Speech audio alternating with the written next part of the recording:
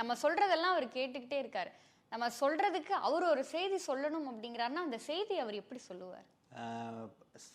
சகுனம் நிமித்தம்னு 2 விஷயம் இருக்குங்க. சகுனம் பார்க்காதன்னு சொல்லுவாங்க. ஆனா ஜோதிடத்துல அது உண்டு. சில சகுனங்களை வைத்தே சில விஷயத்த முடிவு பண்ணிற முடியும்.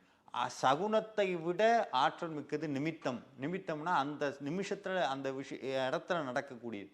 முருகப்பெருமான் இது 2 மூலமாகவும் நம்மிடத்துல பேசுவார். சகுனம், முருகனுடைய சகுனம் வேல், மயில், சின்னங்கள்.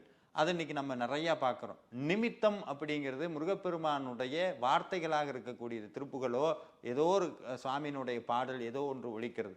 3வது கனவுல வர்றது.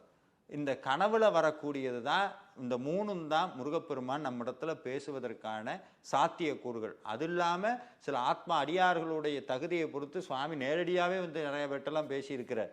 அந்த மாதிரியும் நடக்கக்கூடும். ஆனா அவங்களுக்குன்னு புரிஞ்சுக்கிறதுக்கு சாமி வழிவிடு